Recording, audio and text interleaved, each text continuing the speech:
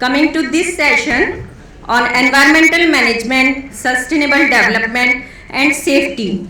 Please welcome our Chairman Dr. R.B. Lal, Additional Director, Ministry of Environment, Forest and Climate Change, Government of India. Our co-chairman Shri Rajendra Kumar Joshi, Vice President, Mining and Geology Environment, Star Cement Limited, and Shri B.S. Rao, NCB representative on the dais. I request all of you to please have chair on the dais.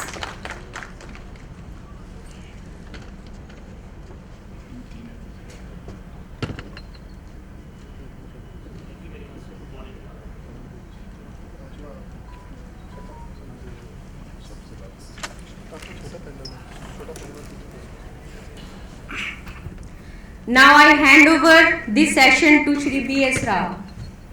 Good morning to all. Welcome to Chairman and Co-Chairman for this session. Now there are 9 papers in this session, and I would request Chairman to start the session. Thank you.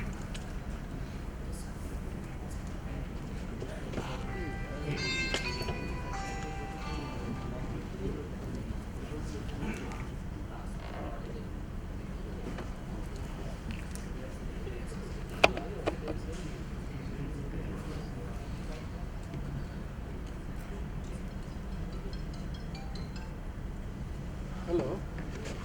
Good morning, sir.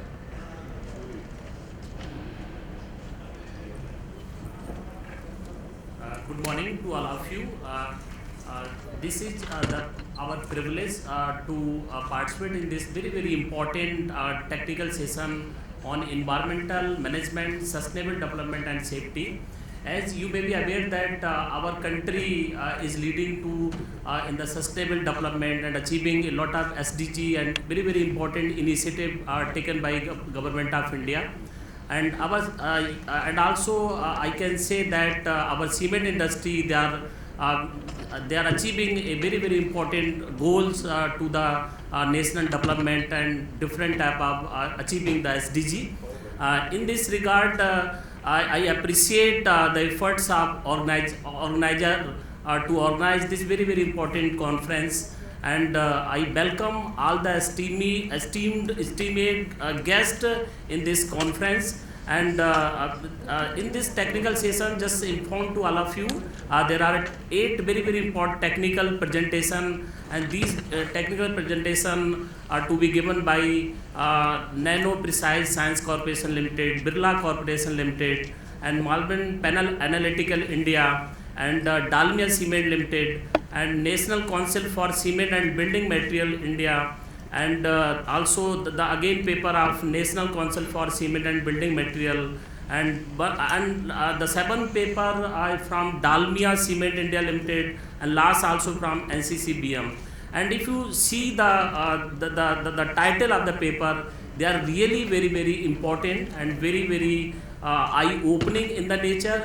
And I request all the participants also to in the last you can ask the questions and do the interactive discussion, so that these important findings and outcome and recommendation from this technical session we will try to implement in our government policy, so that we can achieve SDG. And I just also want to that from this conference, I just want to request from our industry, though our industry are doing very good work, and the government is also trying to focus to do collaborate with the industry to do the very important task achieving the SDG and different of our goal.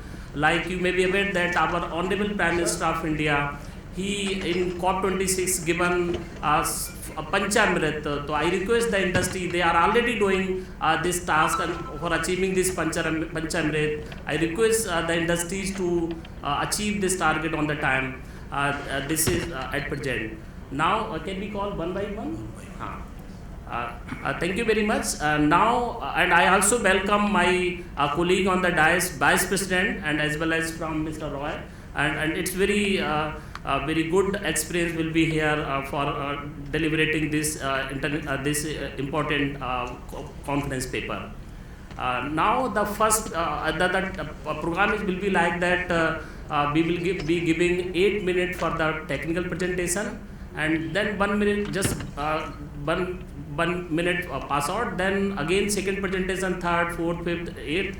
In the last, I will request from all the delegates to kindly make the question and answer session, and this question and answer session should be very interactive in nature, so that we can learn from each other, from one person to other person, and to implement these things in the policies to the Government of India.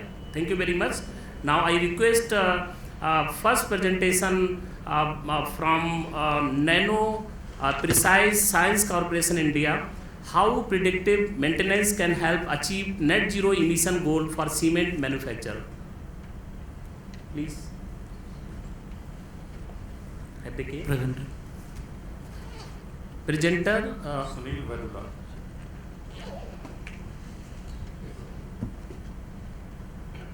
No one is present for this paper.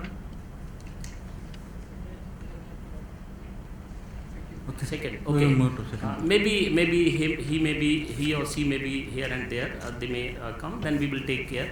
And now I request the second paper, that is the energy saving measures for cement production in cement industry by P.K. Chaudhary, Jayant Kantpal, and Amit Dixit and Harsh Mishra from Birla Corporation Limited, India. Over to you, sir.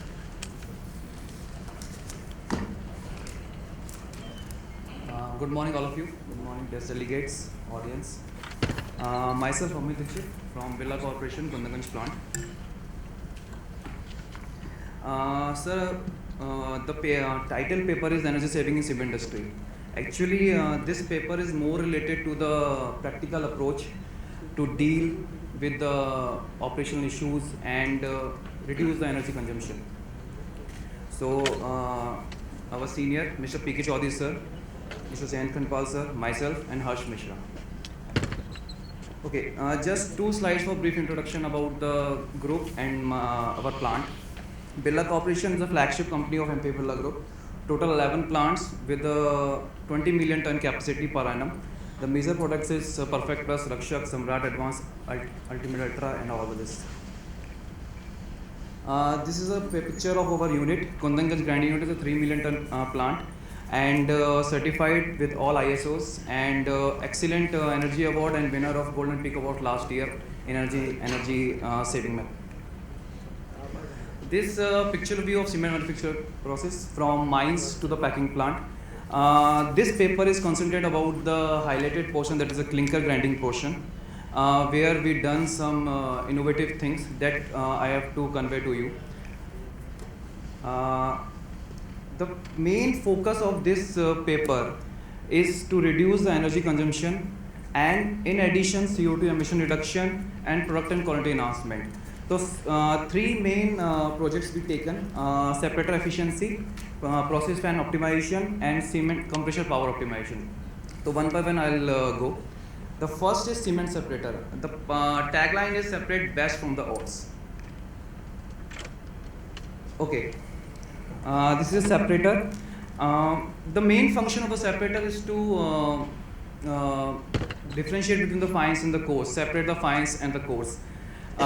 In a grinding, the function of the separator is very much important, because mill will grind, but how to separate the product from the reject, that will done by the separator. The performance of the separator for the grinding process is very important for that. So the performance of the separator mainly depend on the, actually in previous papers also so many conversation regarding the velocity of the rotors, fan flow, and the separator loading. But in this paper I want to highlight the seal gap. That is a mechanical gap between the rotor and the static part. How this influences the performance of the separator? Actually, if the seal gap is on higher side, then the coarse will short circuit into the fines. If you see in this picture also, the highlighted portion is the 8 mm seal gap of the separator. Actually, supplier wise, the different supplier give us different seal gap. KHD given the 3 mm seal gap, low shade 8 mm, LNVT is 10 mm. So as per the supplier recommendation, the seal gap is maintained, but actually the site, due to the fabrication issues and other issues, this seal gap will deteriorate time to time and will increase to 12 to 15 mm.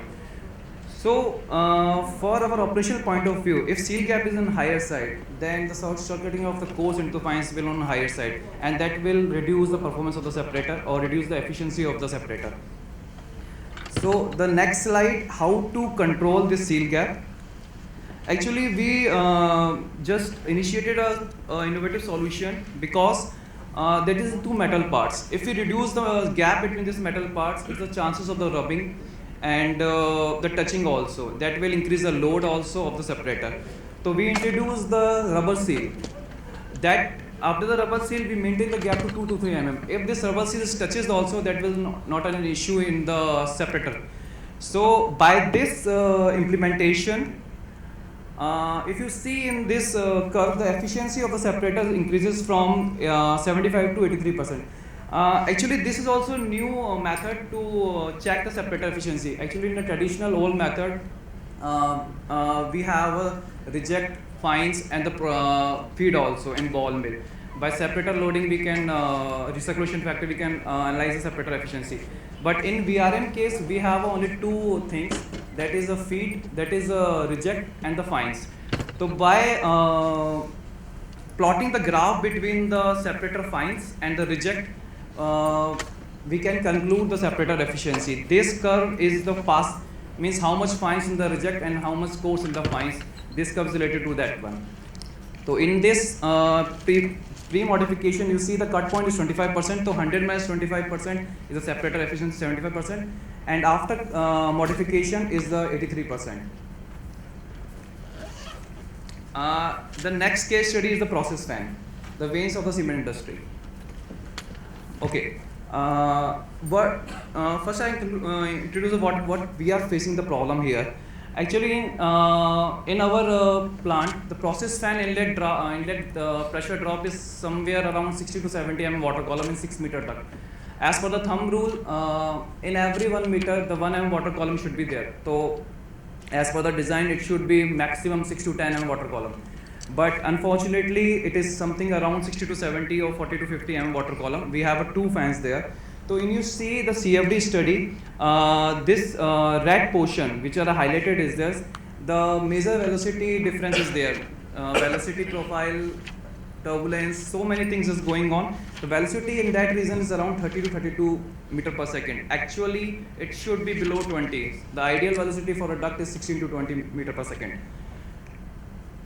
So what we done after the CFD study, we have increase the cross-sectional area of the duct. If you see in this graph, the first picture and the second picture, the width of the duct is increased from 750 mm to 1200 mm.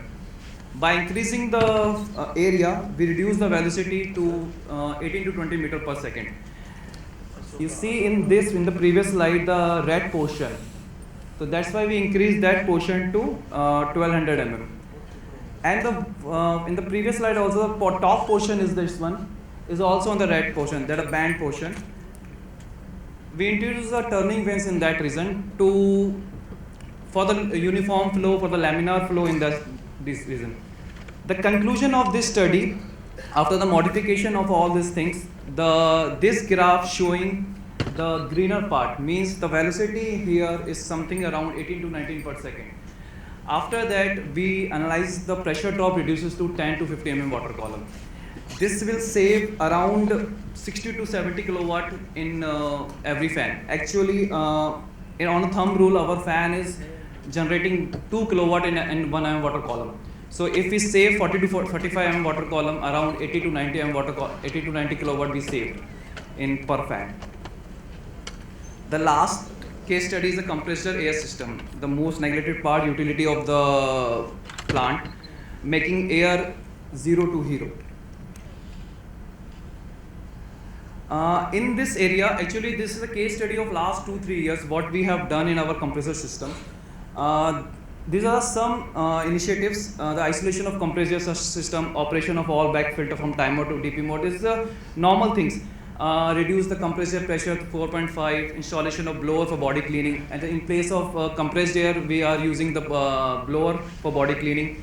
The main focus of this paper is the isolation of the compressed air circuit.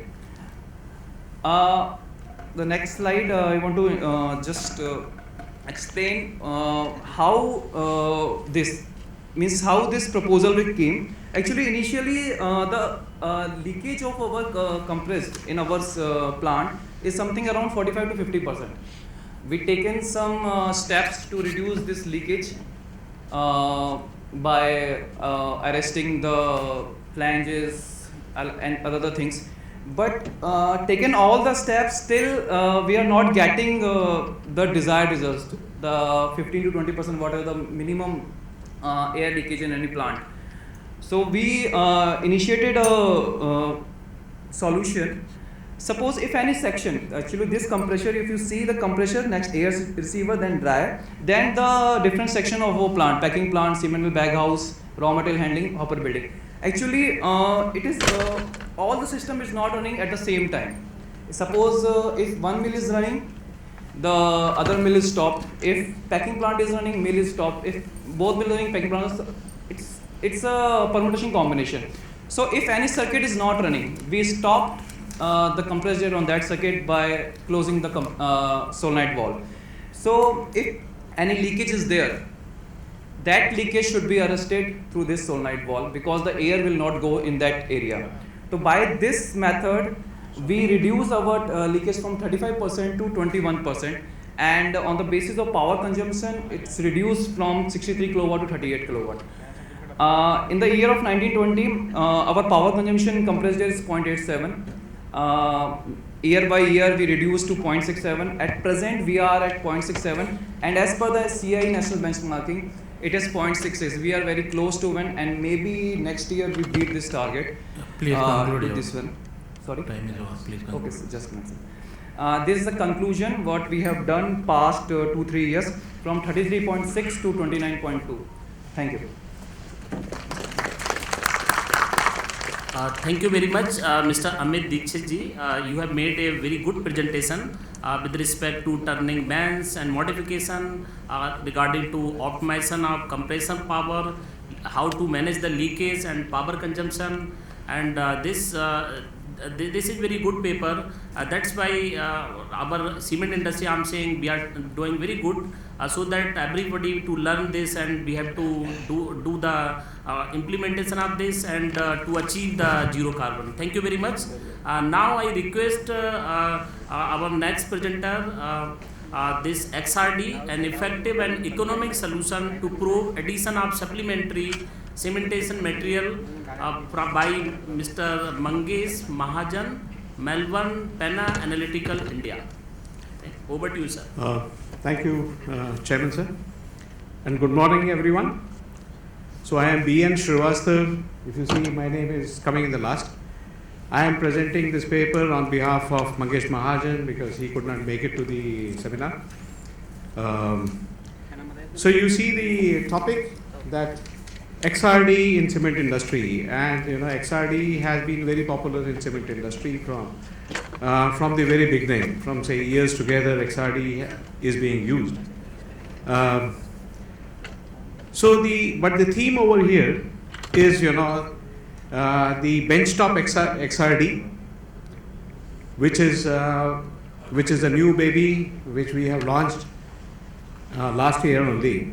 And benchtop XRD, as the history goes, was not very good in performance for doing all sorts of analysis. And now, doing analysis of phase analysis of cements have become more and more challenging because of the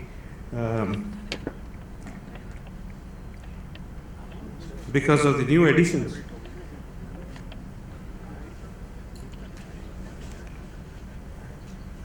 Okay, so these are the typical phases which are present in cement. I will not go into details because you all are experts in cement. But why these phases are required? Because these phases, the chemistry or the quantification of these phases are required for process control. because you want in your cement, a particular ratio of C3S to C2S and all other things. So you have to optimize your process. And now, how easy it has become to quantify these phases using this benchtop XRD which we have. So you just take your clinker or any cement material, just press it into a pellet and then load it into the XRD and press the measure command. You get the spectrum and then you get the results on the screen. And then you can, from that, you can see whether your material, your product, or your raw material, whether it is good or bad, or whether you need to proceed or you need to adjust your processes or whatever you would like to do with that. So you can see this is a small benchtop XRD. Another person is trying to analyze a cement. And these are the key features. And if you try to compare, I don't know how many of you are from XRD background, but if you try to compare these features with the big floor standing XRDs, you will see that they are entirely the same.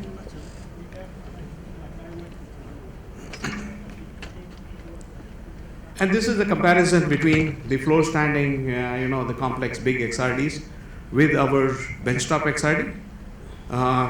The only difference is the power, and we are able to still match the performance because of the smaller size. And one of the big advantages, it goes ahead only.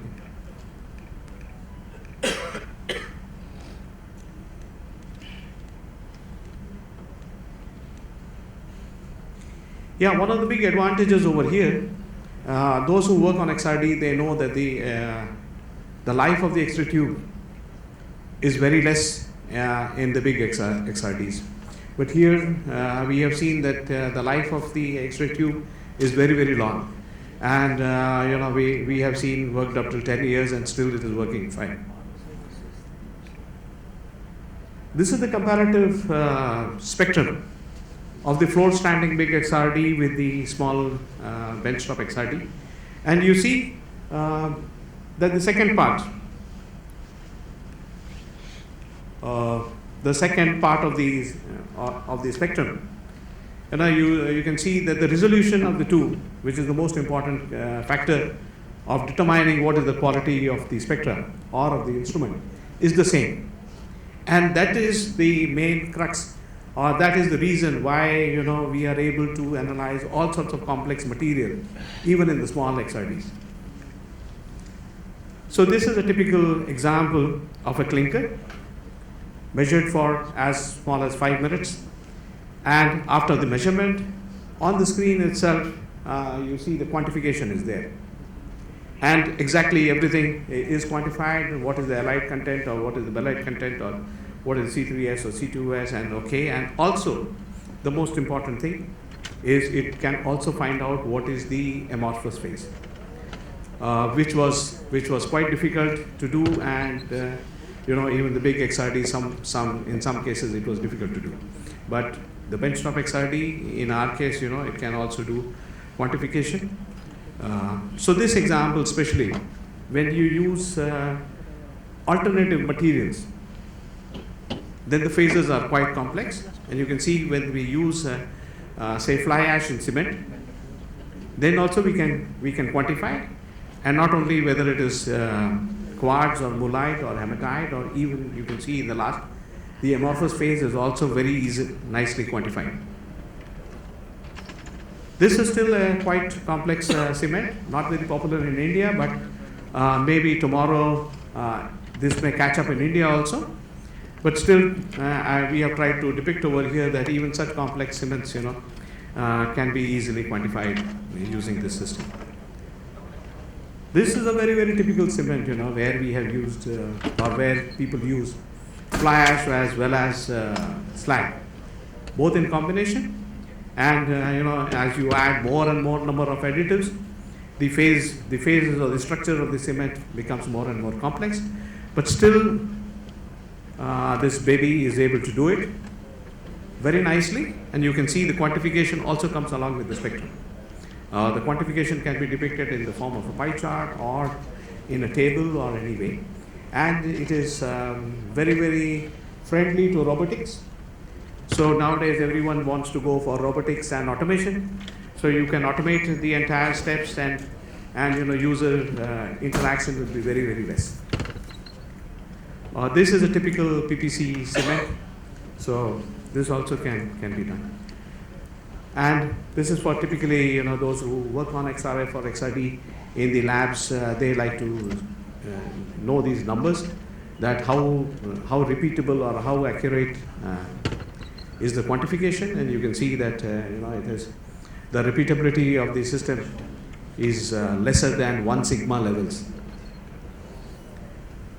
So to summarize, this small baby is good enough to do all types of, to analyze and quantify all types of cements with all types of alternative materials to be added into it. Thank you.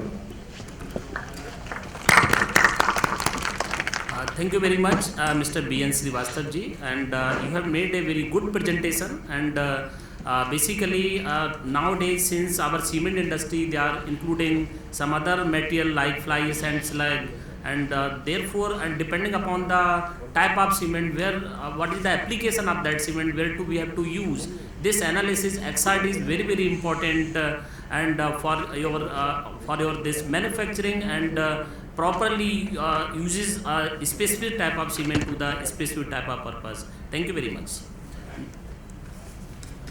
Now I request our next presentation on an incredible journey of highest green fuel co-processing in cement kiln, a commitment towards sustainable future by Rajkumar Singh, Chandrakant Nayak, Ajay Kumar Singh and Prabhat Kumar Singh from Dalmia Cement Bharat Limited, Karnataka. Thank you, sir. Over to you. Thank you, sir. A very good morning to honorable all the panelists and the delegates present here. Myself, Ajay Singh, I am heading technical function at Dalmia Cement, Belgaum, and I am going to present this journey, which is, I think, not looks to end in the current scenario. First of all, this slide itself gives a lot of satisfaction and motivation that this team is leading the green fuel journey in India, wherein when the cement kilns are operating on an average level of 5 to 6%, Belgaum is far too ahead in the journey, and currently we are operating with green fuel TSR at 35% on sustainable level, with maintaining the quality of cement so as to make not only satisfied but a happy customer. So, the best part of the current generation, what we see is that more often we are talking on sustainability, not only running a business but a sustainable business. And we all can see the topic of this paper is very much aligned to the theme of the seminar, that is net zero CO2 emission. And what better can be than to highest TSR plant to support this journey, which is led by NCBM team. So once again, welcome to you all. Setting the context, let me go to the next slide.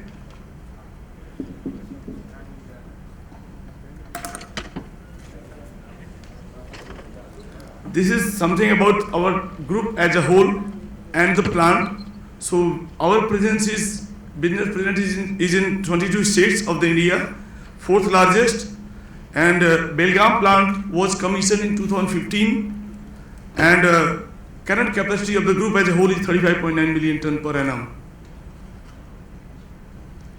Objective is to be carbon negative by year 2040. And in this journey, I can very well say that plants, when they are focusing to get 35% TSR in 2030, we are already standing at 35%, and goal will show you in the next slides. So manufacturing green cement, carbon footprint reduction, significant reduction done, that we will come across this, and maximizing the green fuel substitution rate is the objective of the plant and the group. This is what we say. Do not only promise but deliver, the delivering commitment, and we all know that clean and green is sustainable. So you can see the waste material consumption which is done in the plant, and it is mammoth number. It is not a number only, it is the effort of the team and the group to reach this number. You can see the significant reduction. You can see the exponential increase in the solid greenfield fuel leading to the reduction in CO2 emissions. And last year we have fed around 72,000 solid fuel, and this year, though already 5 months are yet to go, we are already very much near to the last year numbers. So you can appreciate feeding around 500 tons of solid waste per day in cement kiln is not an easy going task, and it takes a lot of effort of the team and the group to reach this number where we are right now. Next. You can see the towers here, and journey has begun from 1 or 2%, and it was Herculean task in the beginning. How do we go this number? I mean, vision is taken for 35% TSR. Many might have laughed at that time.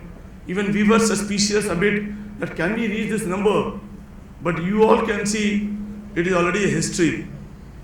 And numbers are presented here, rising from 1% in 2018-19 to 3%, 17, 18, 28, 35. And journey, you can rest assured, is still moving towards higher scale. So 35% continual basis green fuel in cement kiln. And yes, quality and safety, no need to talk about. It is integral part of our business. So this is something which is really to ponder about. Next. See, CO2 emissions, when global limits and global timeline is something far beyond this year, you can see we are committing, I think 2014, Dalmia is committing for the CO2 level, negative CO2 level, and Belgaum is supporting the journey very well, and significant reduction of around, if you see 45% from the 2019-20 numbers, wherein we have gone down from 727 to currently operating at 451. And this is something which is not only good to the organization as a whole, but society we are serving in this journey. Because we are looking for the future. We are not looking for only the current generation. And that's where the things has to go in future. Next. This is the setup we have in our plant to achieve this milestone. And we have the solid waste feeding mechanism installed in the plant, which have undergone many trials. There has to be days and weeks together when the next journey was thought, equipment were in-house fabricated and installed to achieve the next level of TSR. And result says that efforts were in line with the result. So we have a solid waste feeding system in the plant. We have a liquid waste feeding system, mostly from the pharma companies feeding the plant. And entire system is designed to take care that we can have an uninterrupted supply of the material to the Paro system in order to achieve the required parameters. Next. The challenges, though written in the 8 lines, may look very, very small, but believe me friends, it was not an easy journey. I mean, surmounting these challenges and coming to achieve the result which has been displayed was a big, big challenge for all of us when we started our journey. Very high moisture to the tune of 35, 45, 40% in the solid waste, because you know all kind of material comes there. There no control is possible. Control has to be put into the plant, and that's where we were never behind.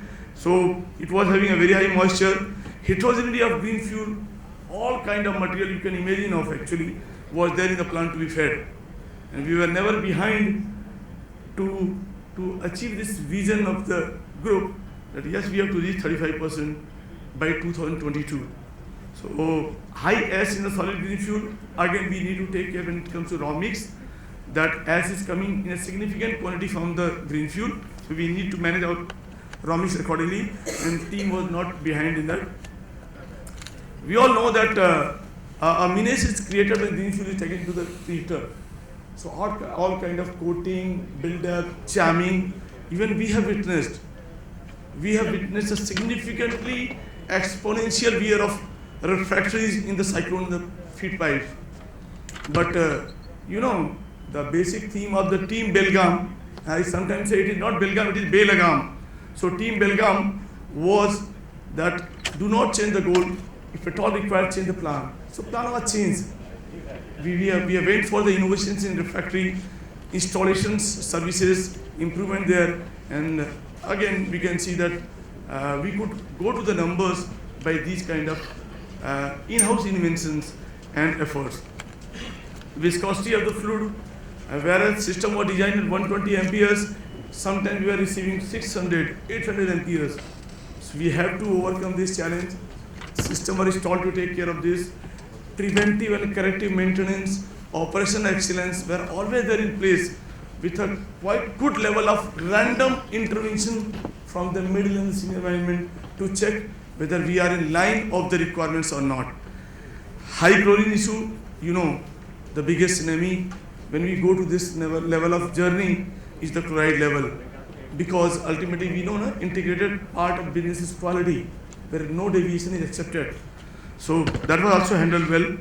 Logistic, when we say 500 tons of solid waste, around 120 tons of liquid waste, logistic was always a challenge, because logistic safety we all know is the biggest killer, not only in India, across the globe. So that was well taken with the support of our team. Next, mitigation measure. Though the challenges were big, team was even bigger. So sun drying, blending of various waste fuels, installation of high capacity shredder so that we can meet the demand, installation of chlorine bypass system. I think very few has.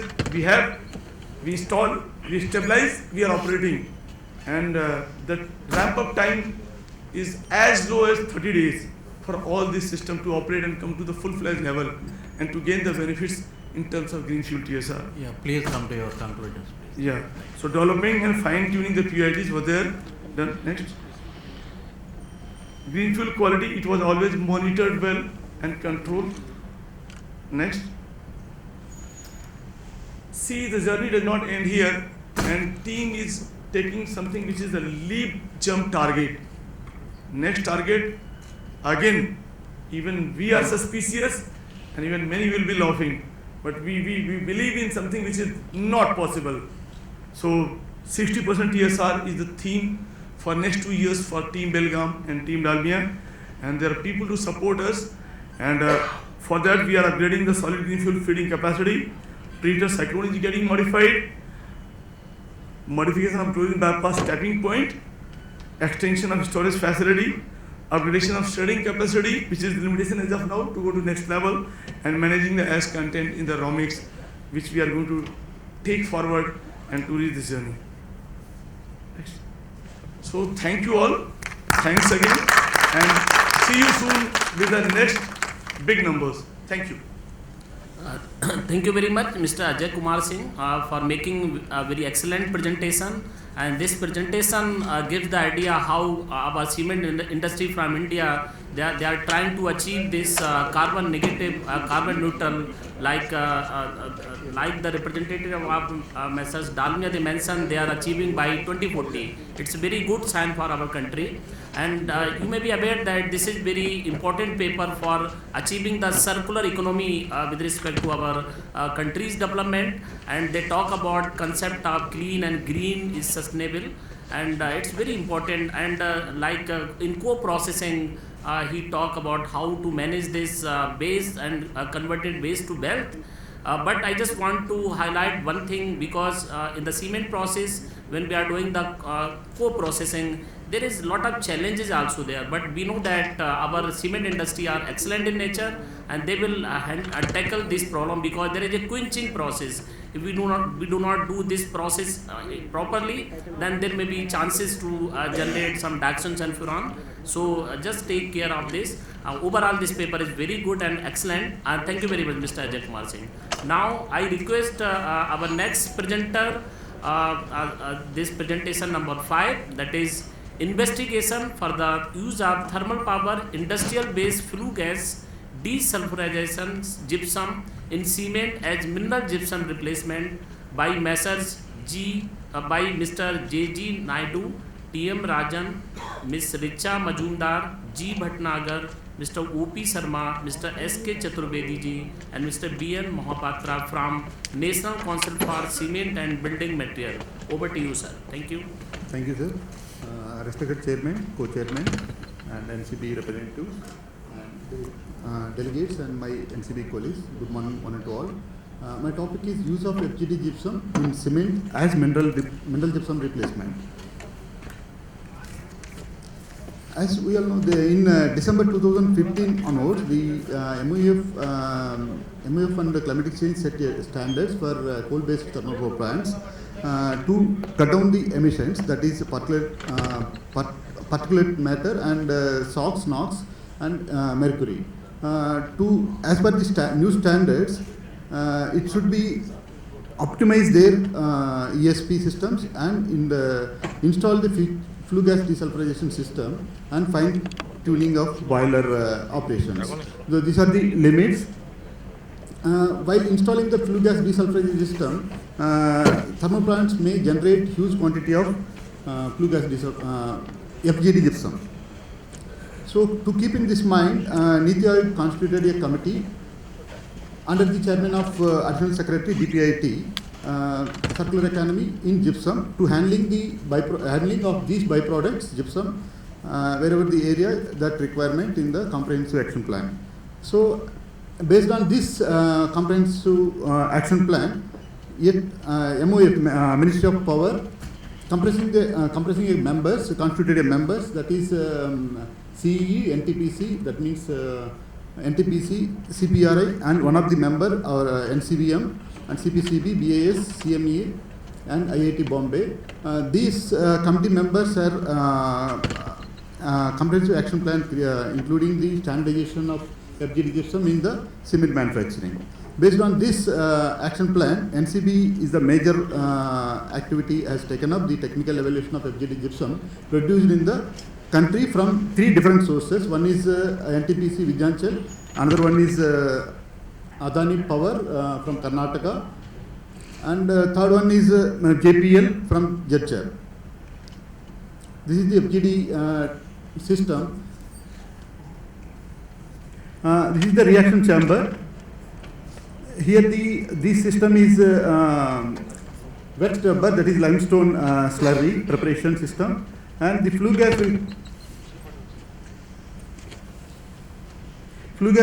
enter into the reaction chamber, and also the limestone slurry also enter. It will in this reaction chamber, it will convert SO2 to SO2 absorbed in the limestone slurry, and it will convert as a calcium sulfate to H2O as a gypsum, that is wet based, and it will filter in the vacuum filter.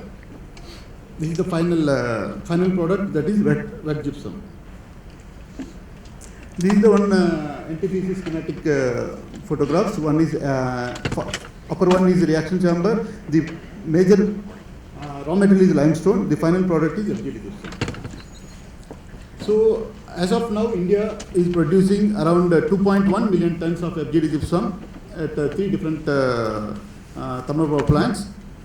It is expecting in India beyond 25 and beyond around 9.94 to 14 million tons.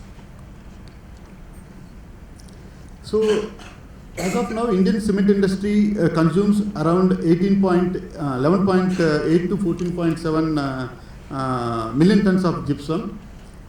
So it is projecting around beyond 25, around 16.2 to 20.3 million tons of gypsum. So in this gypsum, it will be mixed metal gypsum, composite gypsum, synthetic gypsum and chemical gypsum. But due to the low quality of metal gypsum in India and unable to use the chemical gypsum in cement industry importing the mineral gypsum. So this FGD gypsum can replace the importing the mineral gypsum based on the chemical characteristics and the properties. That data I am presenting in next slides. So this is the project outline. We have collected FGD gypsum at 3 different sources. And using this project, required clinker and mineral gypsum we collected from different cement plants, and we have studied their chemical and mineralogical characteristics. And based on the chemical characteristics, we have prepared cement blends with mineral gypsum as well as FGD gypsum. These are the FGD gypsum samples at 3 different areas: NCB Vidyanchal and Adani Power Udupi. Another one is JPL Judger. Total 45 number of FGD gypsum samples we have collected at 3 different NTPC plants, thermal power plants. So this is the chemical characteristics of clinker and mineral gypsum. Here 2 types of clinkers. One is low sulfur clinker, another one is high sulfur clinker. In this study we have used low sulfur clinker due to the absorption of we can add more gypsum to study the retarding properties. This is the chemical properties of FGD gypsum. When you see the moisture content in this NTPC Vidyanchal, around average moisture content is around 12.89, and coming to the SO3 content 44.77, and the purity of this FGD gypsum by conversion of calculation method, that calcium sulfate to H2O, that is 96.25. Similarly, Adani Power, the moisture content is around 11.92. The purity of this gypsum is better than NTPC, that is around 97%. And next one is Judger Power Plant. Here the purity of FGD gypsum is 92.7. This is a little bit lower than rest of the 2. We have studied the mineralogical properties. This is mineral gypsum, and when we compare to FGD gypsum, both are major minerals are gypsum and quartz. In FGD gypsum, we observed one is biorite, that is aluminum hydroxide. So based on the chemical and mineralogical properties, we have prepared cement samples with mineral gypsum as well as FGD gypsum. This is the chemical material proportions. Clinker is around 95% and gypsum is around 5%. So after preparation of cement samples, we have studied their mechanical properties. This is the mechanical properties. The setting time, when you see in the setting time using mineral gypsum, initial setting time is 120 minutes, final setting time 160 minutes. Well, coming to the FGD gypsum, this also, it is all comparable, 130 and 180 minutes. Coming to the compressive strength, it is almost comparable. It is showing to a little bit higher, slight improving compressive strength. Similar trend we observed in Adani gypsum and also Judger Power. This is also the chemical properties. All the chemical properties are meeting the IS requirement. Finally, our final output is findings is overall FGD gypsum out of 3. The moisture content is around 12.31%, and the purity of FGD gypsum is around 95.52. So, physical properties of cement with both mineral and FGD gypsum clearly shows comparable properties for normal consistency and setting time. The compressive strength of at 1 day, 3 days, 7 days and 28 days for all samples with FGD gypsum shows an improved performance compared to the control sample with mineral gypsum. The results and findings shows that FGD gypsum could be an alternative setting retarder like mineral gypsum in cement manufacturing, resulting in circular economy. So the final findings were submitted to BAS and it's under active consideration and codal formulation. Thank you. Thank you very much, Mr. G.N. Naidu ji. This is a very important and very informative paper, and this again important paper with respect to achieving the circular economy and using waste as an alternate of the gypsum. And this is also the innovative idea. If all the cement industry will use, definitely we will achieve our target. Thank you very much. Now I request our next presenter, serial number 6, paper on enhancing fly ash utilization in Portland cement PPC beyond BIS limit of 35% using mechanical activation methodology by Ms. Mr. Barsa Liju, Suresh Alu, S.K. Chaturvedi ji, Mr. B.N. Mohapatra from National Council for Cement and Building Material India, and Mr. N.K. Soni, Mr. Rajiv Satyakam, Mr. Prane and Mr. A.K. Das from NTPC Energy Technology Research Alliance, NTPC NETRA India. Thank you, sir. Thank you, madam. Over to you. Thank you very much, sir. Respected Chairman, sir, Co-Chairman, sir, NCB representative and honorable delegates, a very good morning to all of you.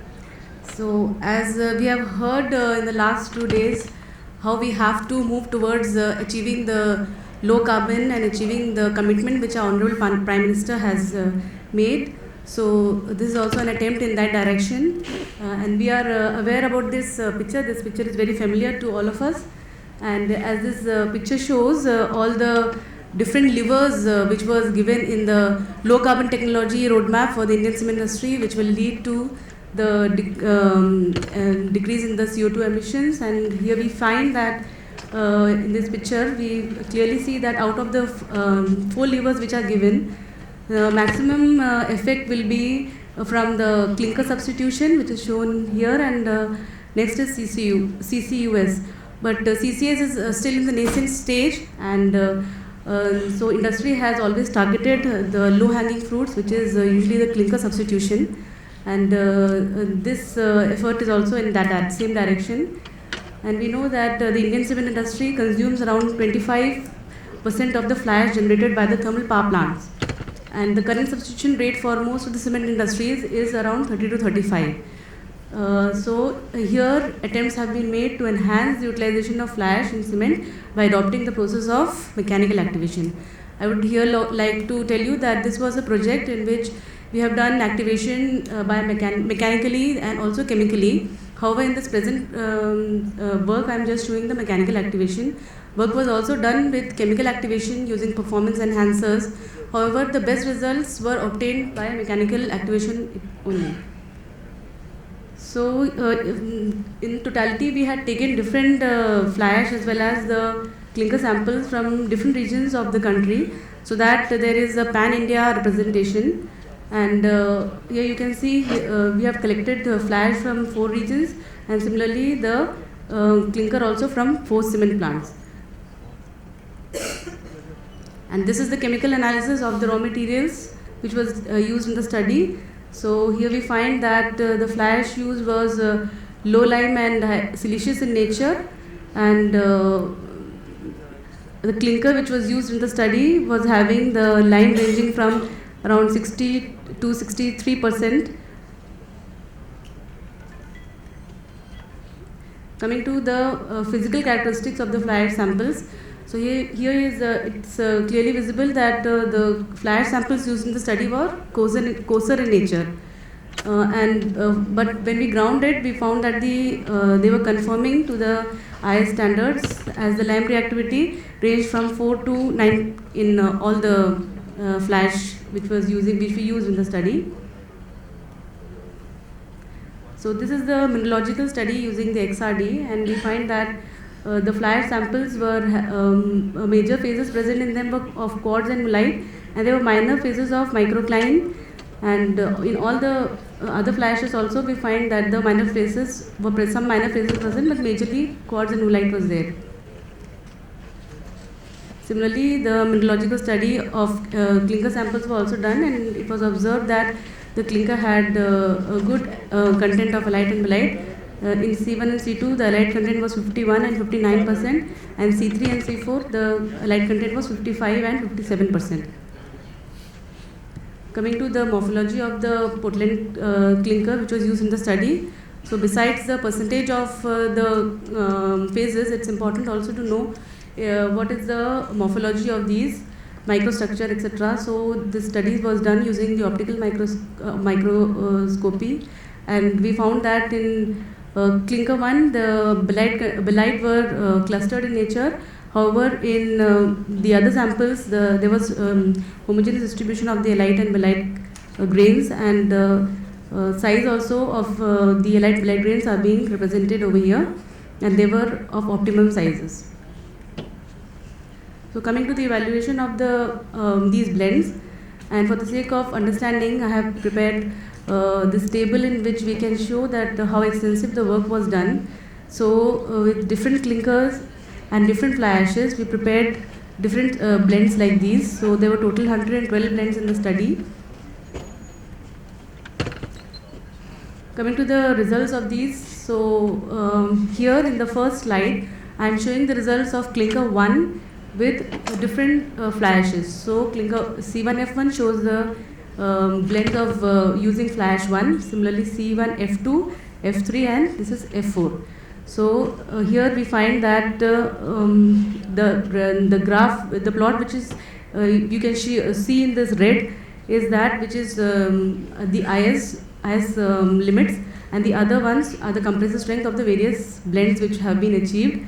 So this grey one is that which has 35% of fly ash, pink one with 40%, and the upper one is that of the one with 45% of fly ash. So we find here that the grey one, the upper one, which is having 35 and 40%, they are comfortably passing the IS limits. The similar results are being observed in most of all the 4 cases.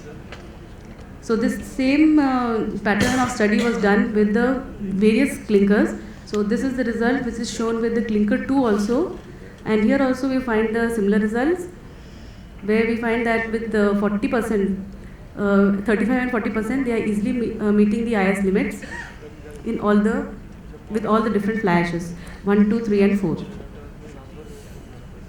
Similarly, this is the study which we are doing with the clinker of the 3rd region. So we find that comfortably these two with 35 and 40%, the blends formed, they are comfortably passing the limits given in the IS. So now the next study was done with the help by enhancing the fineness to about 400 meters square per kg. And here we have done the study with the 2 percentages of fly ash, 40 and 45%. So as we can see here, that when we come to the some of the low, when we are seeing the results of the early ages, there is marginal, the strength is marginally able to pass with the IS. However, with the 45%, with the 40%, there is comfortable margin, or the strength is better as compared to the 45. We can see in the with other clinkers also, when we see the results, we find that when we are studying the results of the blends prepared with the 45% of fly ash, it's marginally passing the IS limits, especially with some of the blends prepared. However, at the later ages, we find that the margin is better regarding the compressive strength, but at the earlier ages, in some of the samples, there is only little margin. This is the result which we are showing with clinker 4.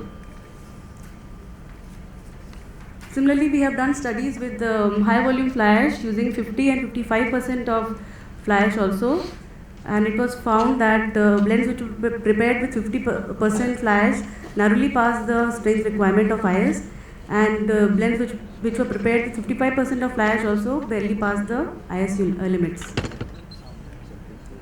This study was also done with different clinkers 1, 2, and 3, and 4, and the similar results were obtained.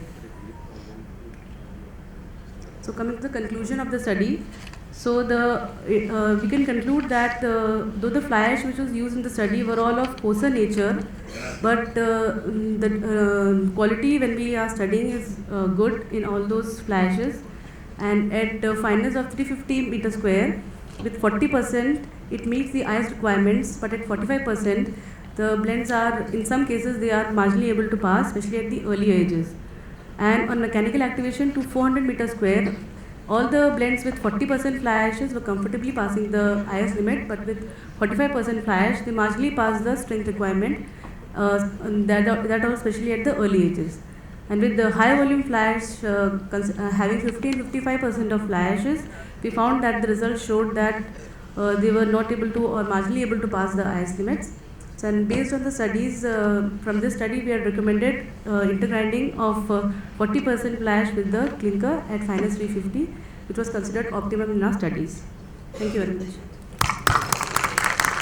Thank you, Madam, Ms. Barsa Liju, for making very excellent presentation on this paper. And this paper enhancing usage of fly ash in PPC cement. And you also explained with respect to use of mechanical activation methodologies and different type of comparative estimation of strength of HVFAC. Really, this is very important paper, and this may help to the industry with respect to on the target to achieving this circular economy, because a lot of fly ash is generating, and the Ministry of Environment, Forest and Climate Change also notified, you may be aware that a notification how to utilize this fly ash in various applications. Thank you, Madam. Thank you very much for this presentation. Now I request for the next presentation, serial number 7, A Bird Without Base Dump, by Mr. Chetan Srivastava, Mr. Arvind Singh, Mr. Kishore Rathore, Mr. Ravi Sharma, Mr. Vikas Mangal, Mr. Ankit Chakki and Muhammad Nawaz from Dalmia Cement Limited, Odisha. Over to you, sir.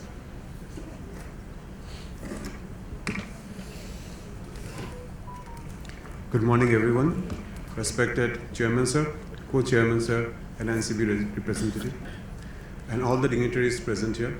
I, Rohan Shom, on behalf of my team, representing before you our paper presentation, that is a world without a waste dumps.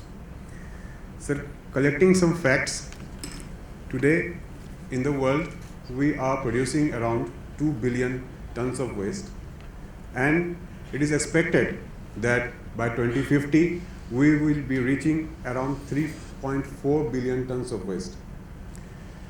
On this mark, India is producing around 62 million tons of waste, out of which only 70% are being collected, that is 43%, 43 million tons, and out of which only 12 million tons are being treated, and rest goes to the dumps.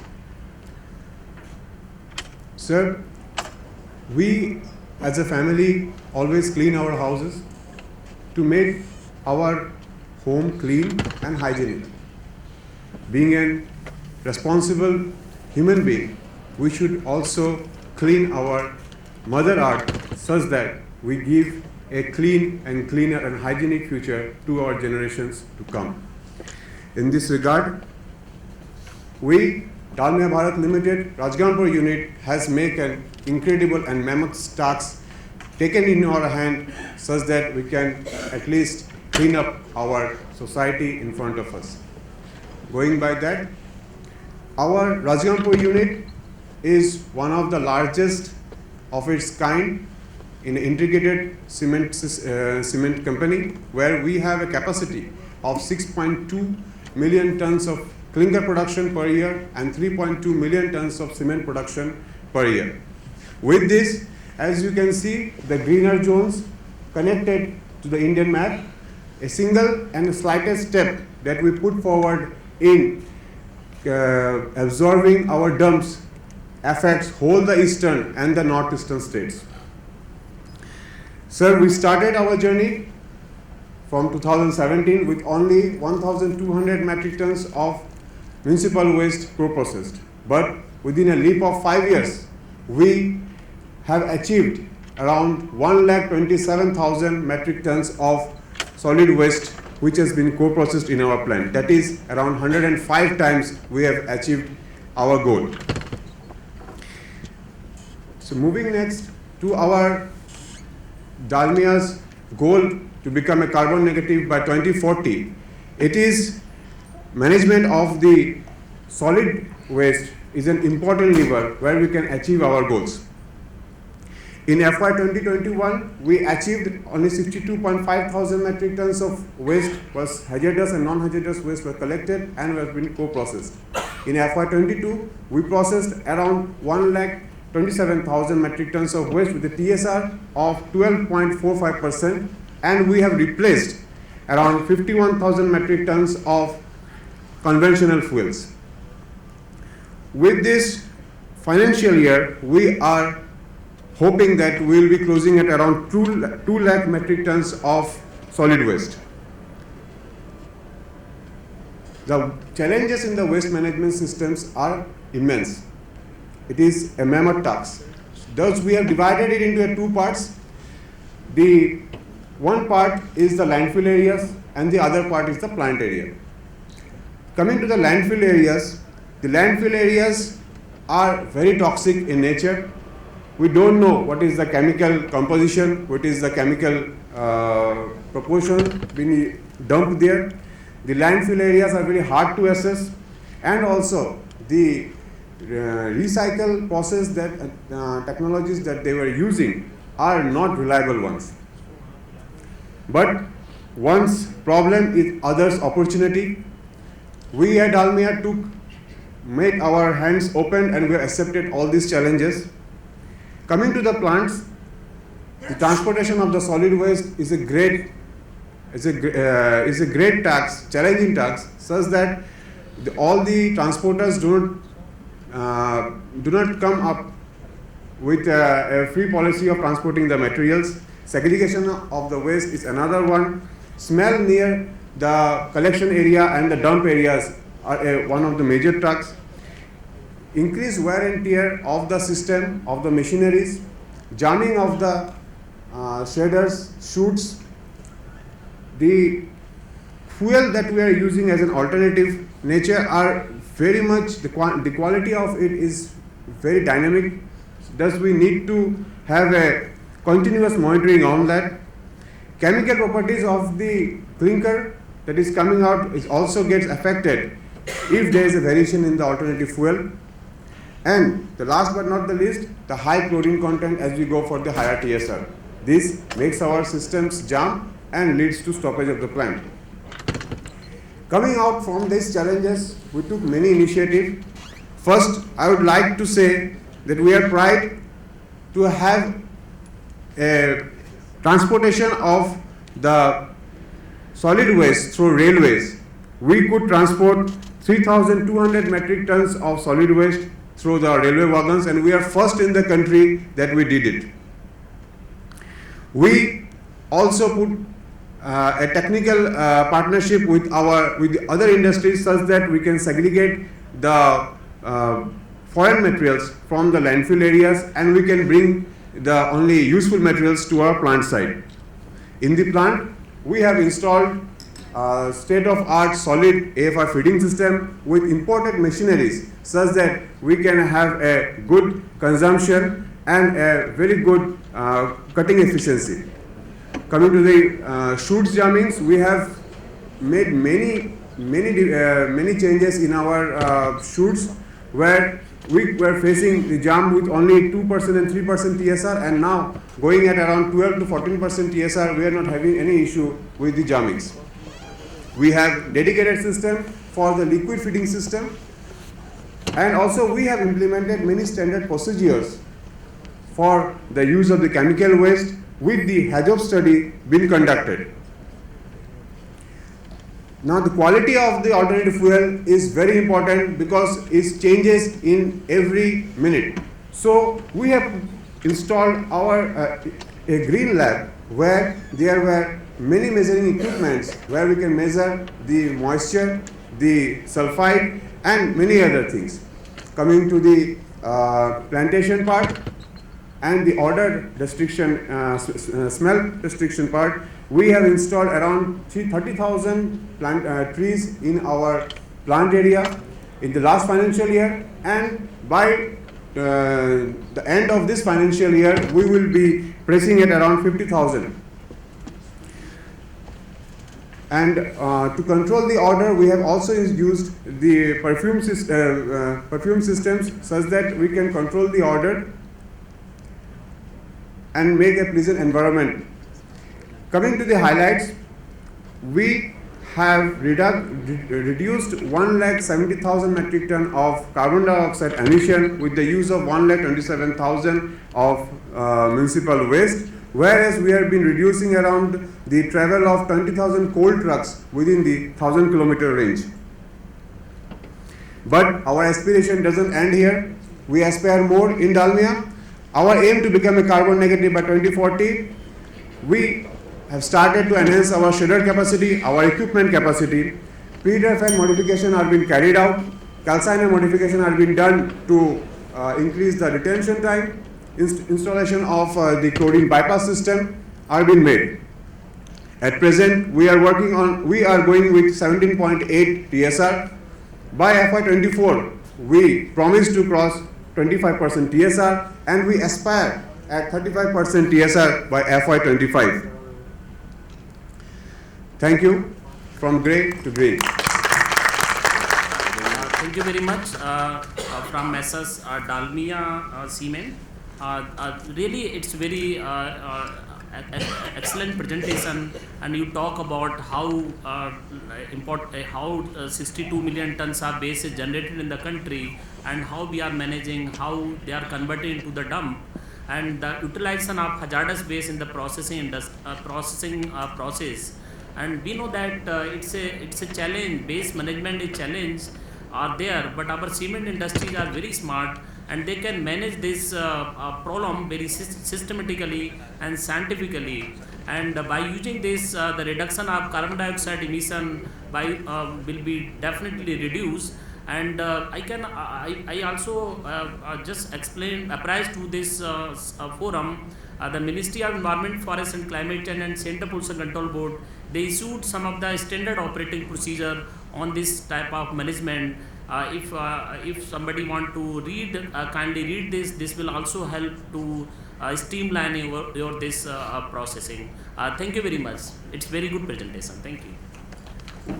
Now I request our next presentation, estimation of OPC, fly ash and slag contents in blended and composite cement by selective dissolution methods by Mr. Suresh Pala, Mr. Suresh Banguri, Ms. Rasi Gupta, Mr. S.K. Chaturvedi and Mr. B.N. Mohapatra from NCC-BM. Over to you, sir. Thank you, sir. Good morning to one and all. Respected Chairman, Co-Chairman and NCB representative, all the dignitary delegates, good morning once again. My topic is estimation of supplementary cementitious materials in blended cements as a brief.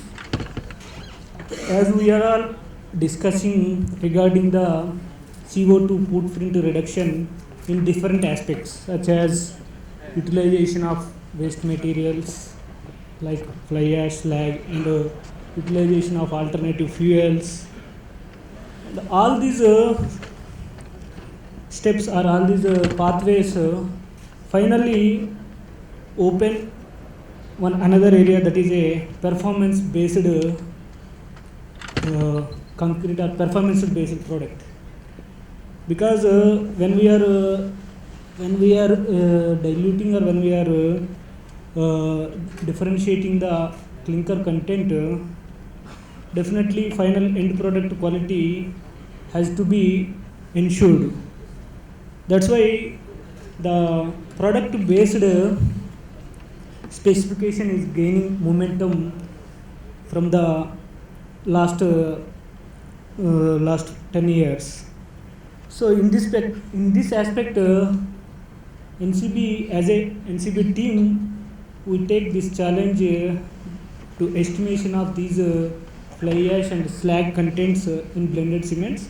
Because why I mentioned as a challenge, as of now there is no exact methodology for this estimation of fly ash and slag content in the composite cement or in the PPC or PSC. That's why we would like to establish one innovative methodology for this one.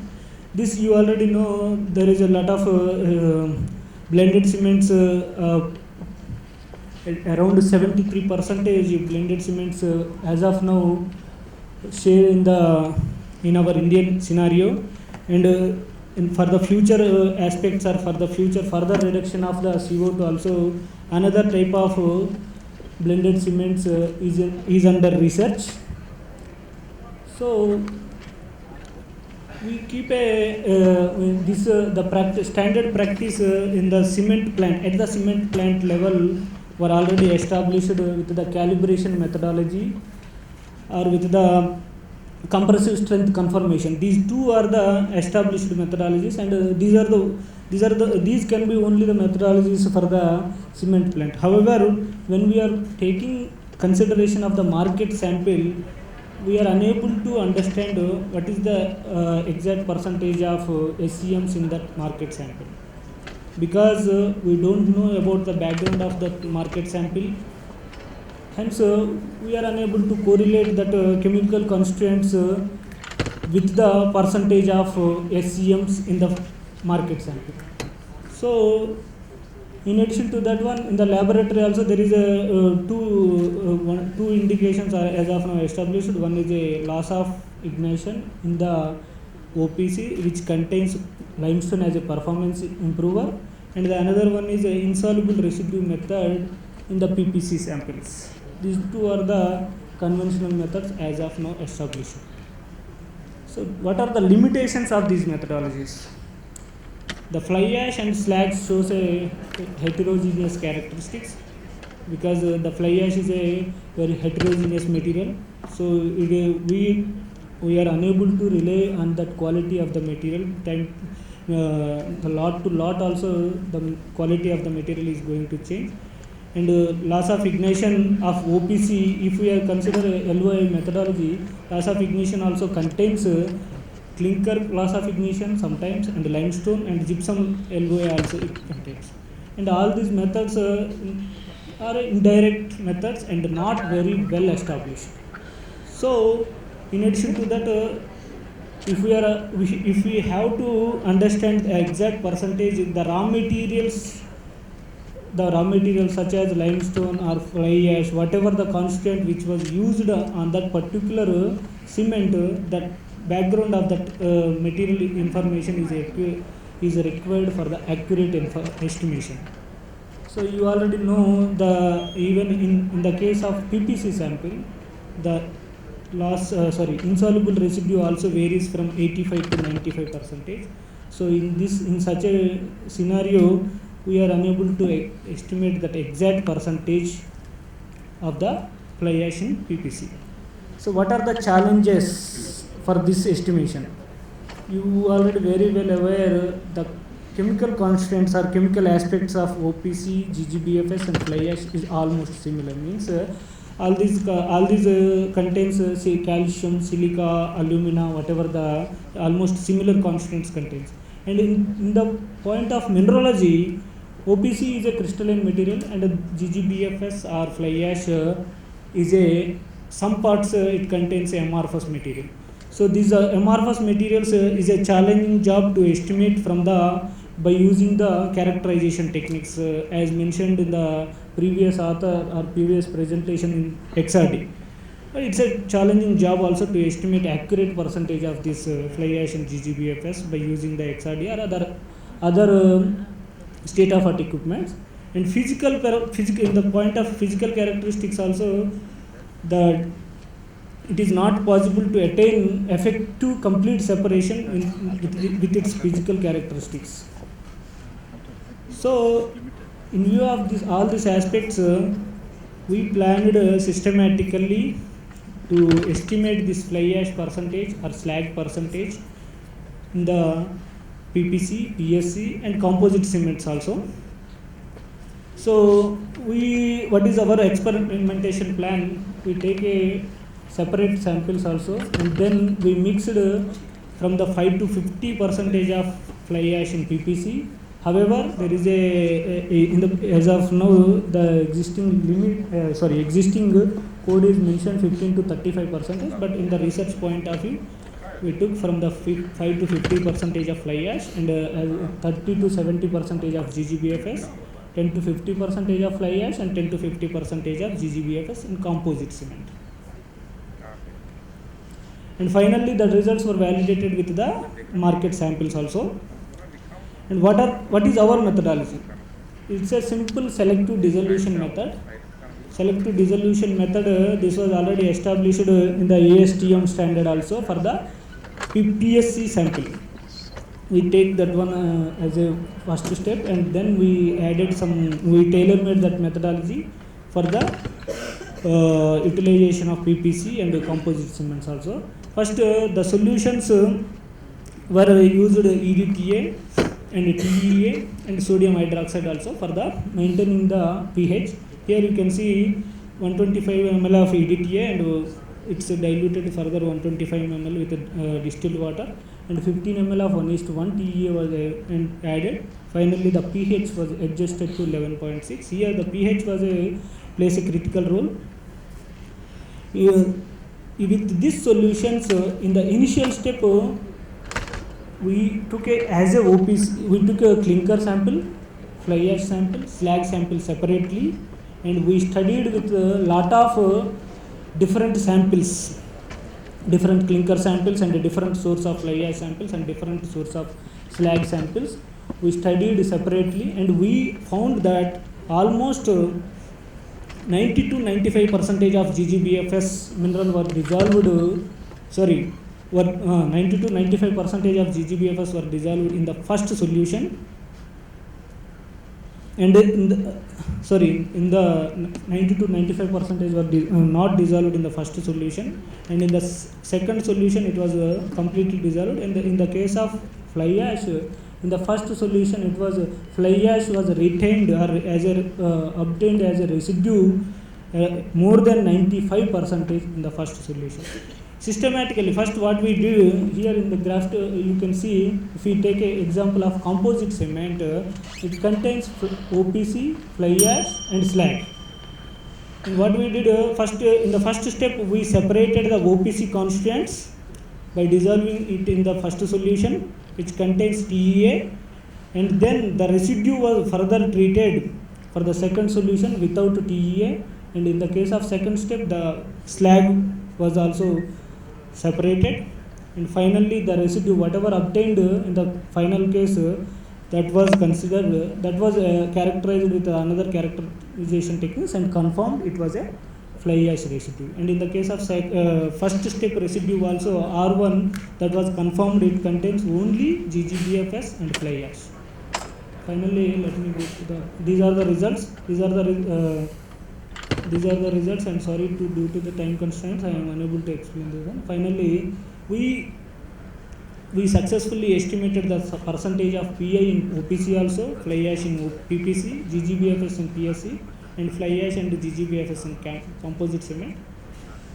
As of now we observed around 10% of standard deviation in the constituents. However, by using the other characterization techniques, it can be further refined. It is a simple method, and it is not required that much of additional infrastructure or expertise. You can adapt easily. That's all. Thank you very much.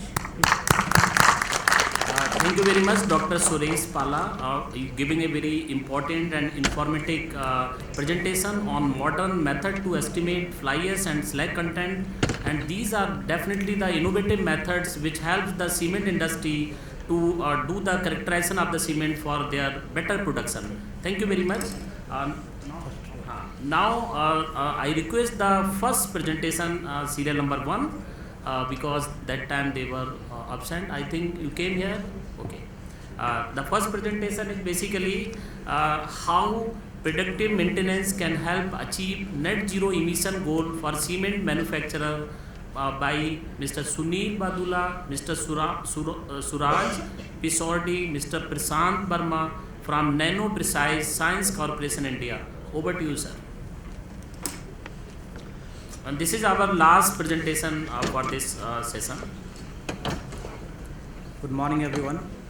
This is Prashant Verma from Nano Precise. I am here presenting how predictive maintenance can help achieve net zero emission goals for cement manufacturers. So this would be can considered be as a first step towards net zero emission goal.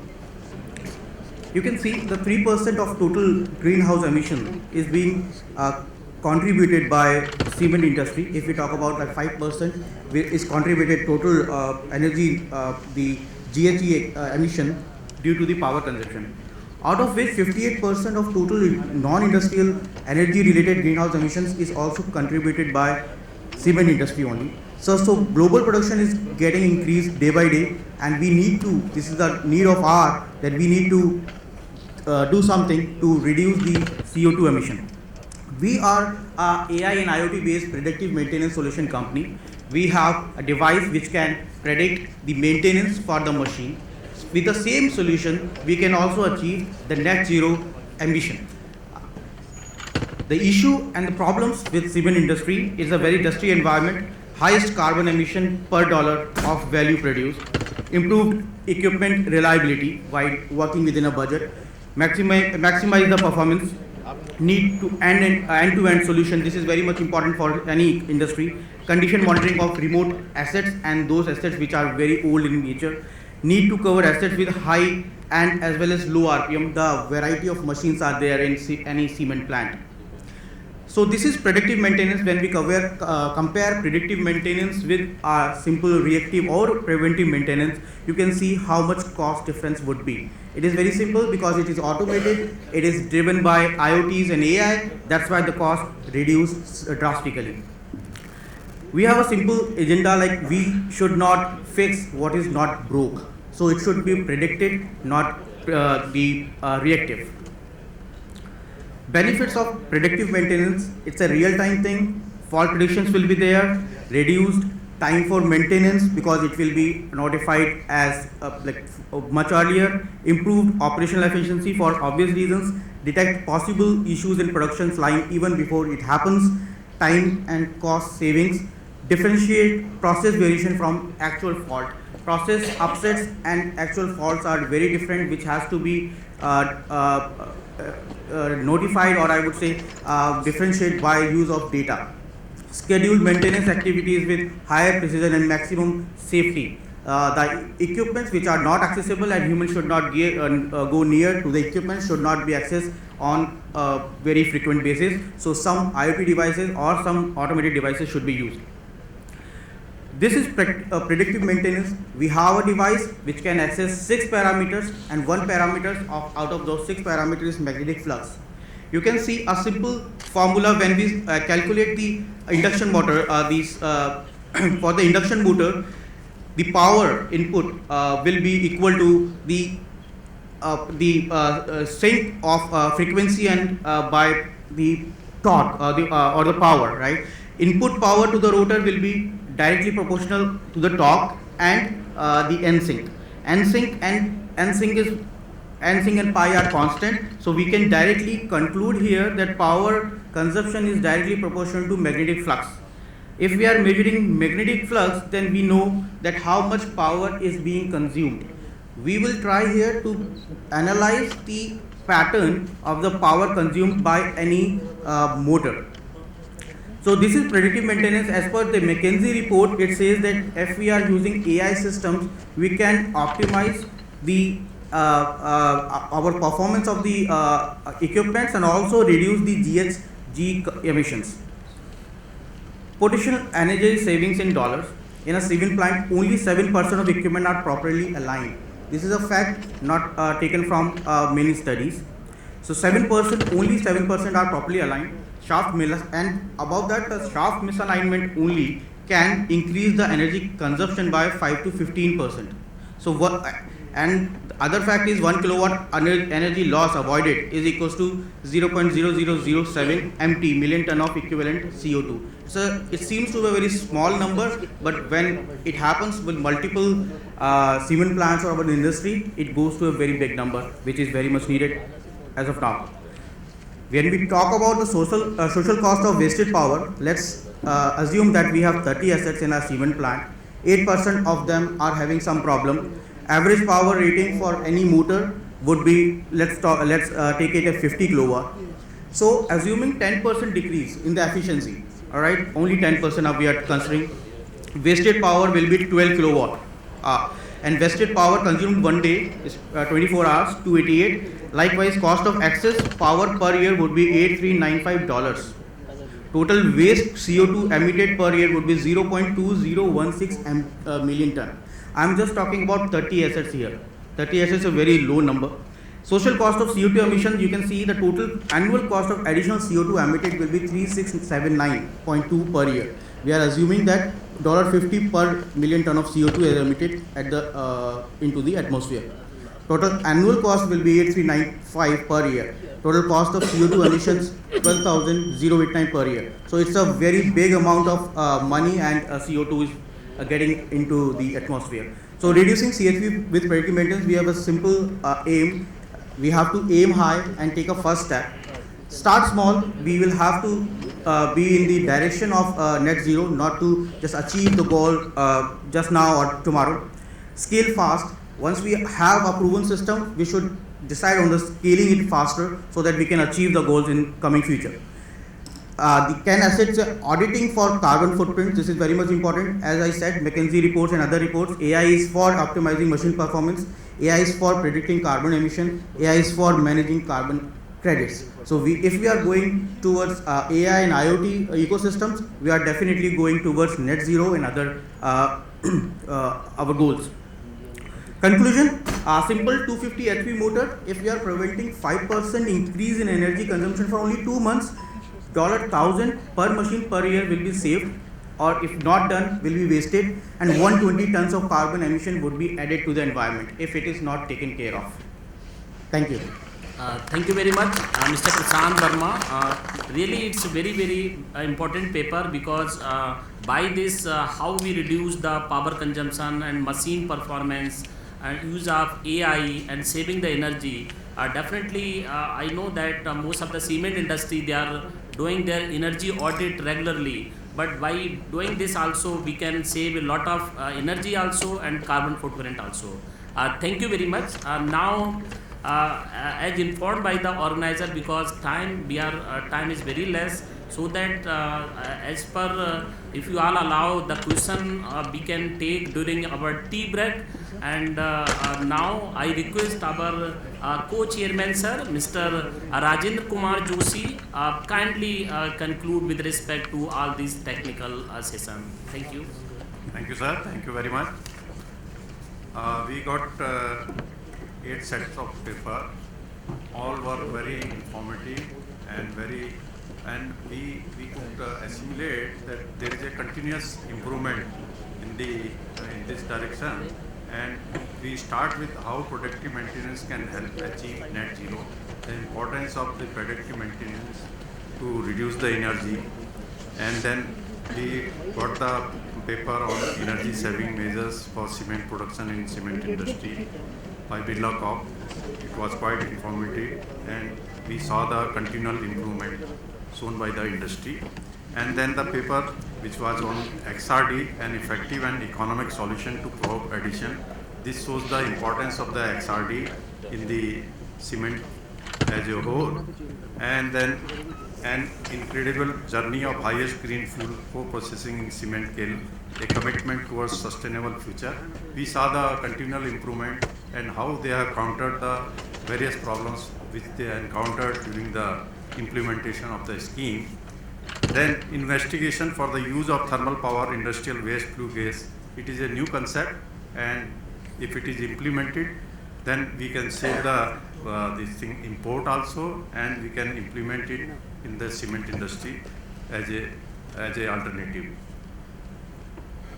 Enhancing fly ash utilization in a Portland pozzolana cement beyond BIS limit of 35%.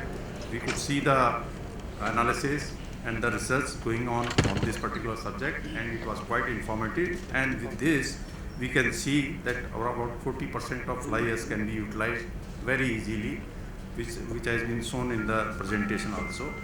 A word without waste dump. How we can reduce the garbage, dumps, etc. A beautiful system is being implemented by the industry, and we could see that the efforts of the cement industry is excellent and beyond the imagination. The estimation of OPC, fly ash and the slag content in blended and composite cement by selective dissolution method was also quite innovative. And with this, I conclude the session. Thank you very much. Thank you, sir. Now I request Shri B.S. Rao to present memento to our chairman, Dr. R.B. Lal. and co-chairman Shri Rajendra Kumar Joshi.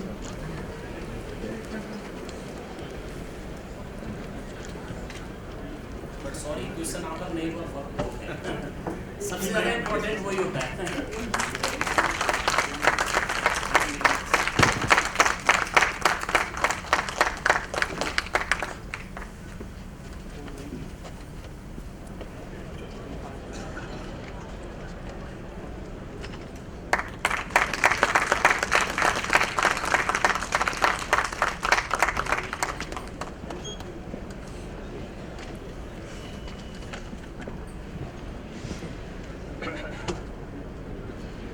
Now it's time for